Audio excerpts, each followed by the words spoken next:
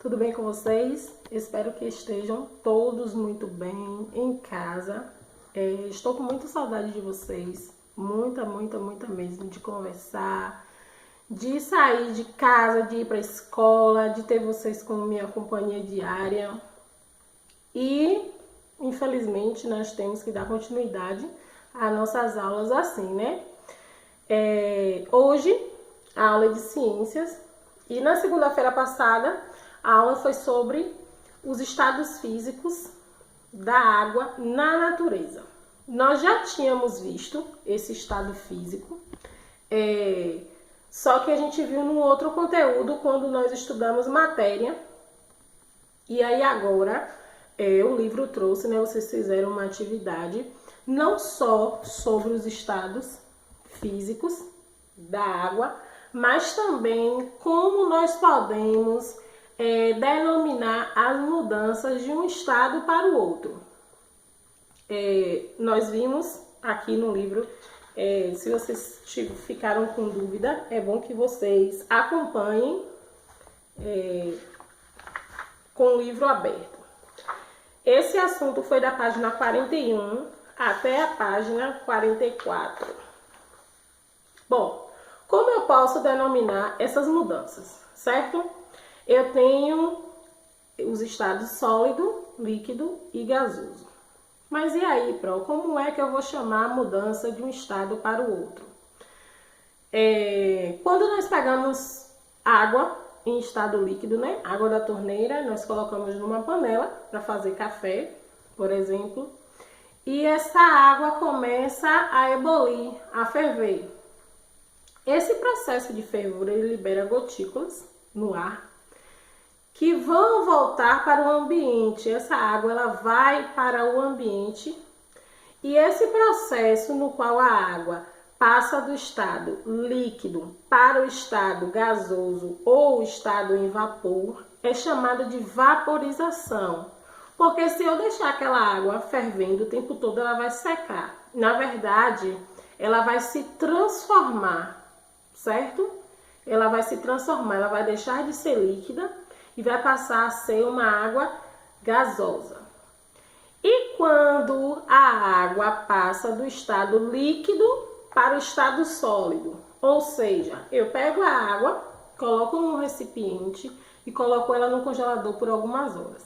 Quando eu retiro aquela água, ela não deixou de ser água, viu, gente? Está no estado de gelo, né? Continua sendo água, porque tem gente que acha que a água empedrou e deixou de ser água e passou a ser gelo. Continua sendo água, porém num estado sólido, certo? É importante essa informação. E esse processo do líquido para o sólido é chamado de solidificação. E quando esse gelo derrete, ele passa do estado sólido para o líquido. Esse processo é chamado de fusão. Isso também me lembra um assunto que nós estudamos sobre reações reversíveis e irreversíveis. Isso entra nesse conteúdo também. Quando esse gelo derrete, que ele volta a ser água no estado líquido, é uma reação reversível, certo? Porque pode ser revertida, ela pode voltar a ser o que era antes. E o nosso assunto dessa semana é o ciclo da água na natureza. Eu já havia falado aqui no início do vídeo que a água, ela não desaparece, ela não some. Não é porque ela se transformou em vapor que ela sumiu. Realmente, aparentemente, a gente não enxerga a água, mas na verdade ela não sumiu, ela se transformou. Porque na natureza é assim. Existe uma frase de um estudioso famoso, que na minha área que eu estudei, a gente estudou muito sobre ele, que é Lavoisier, e ele dizia que na natureza nada se cria nem se perde, tudo se transforma. E é isso que acontece na água, ela se transforma. Nesse capítulo, né, que vai da página Deixa eu ver aqui. Da página 42. Não, da página 43 até a 44. Está falando somente sobre o ciclo da água, né? O que acontece com a água? É um ciclo, assim como o ciclo de vida que nós estudamos, o ciclo da cadeia alimentar, tudo é um ciclo. Na nossa natureza, tudo que acontece é uma transformação. Se nós estudarmos a fundo, não existe nada perdido na natureza. Nada fica perdido, nada se destrói. Existe uma transformação. Aí na página 43, está falando sobre o ciclo da água, que é conhecido também como ciclo hidrológico, certo? Hidro, que quer dizer água. Tudo que vocês verem que começar com hidro, está se referindo à água. E aí tem um desenhozinho aqui, ó, para vocês verem melhor. Vou aproximar aqui, tá vendo? Aqui, ó. Isso aqui é o ciclo da água. A água, ela se transforma. Ela está no rio, ela sobe para a nuvem como forma de vapor. Na nuvem, ela fica em estado sólido, depois ela derrete.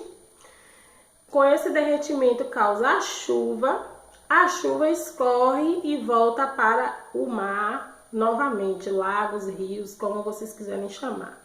Isso significa que a água, quem aqui já foi no interior, já morou, alguma coisa assim, já viu rio, um riacho, fonte, existe uma determinada época de seca que as fontes, os rios, eles secam. Mas é como eu falei com vocês, secou não é porque a água sumiu, ela evaporou. E essa água ela vai voltar novamente. Tanto é que os rios que secam, eles não ficam secos para sempre. Tanto é que com o tempo depois tem a época das enchentes em que o rio fica muito cheio, porque essa água que evaporou, ela voltou novamente para a natureza, certo? Na página 47, vocês vão ler aí a questão. É um poema sobre a água, sobre o ciclo da água. E após ler esse poema, vocês vão representar como em um desenho, né? Como é que acontece esse ciclo da água? Como é, Pro, que eu vou desenhar? Vocês vão desenhar o ciclo da água, o rio, as nuvens, o sol que aquece a nuvem, a chuva e o escoamento da água para o rio. É isso que vocês vão fazer na página 47. Essa será a atividade que vocês irão realizar, viu? Beijo, saudade de vocês.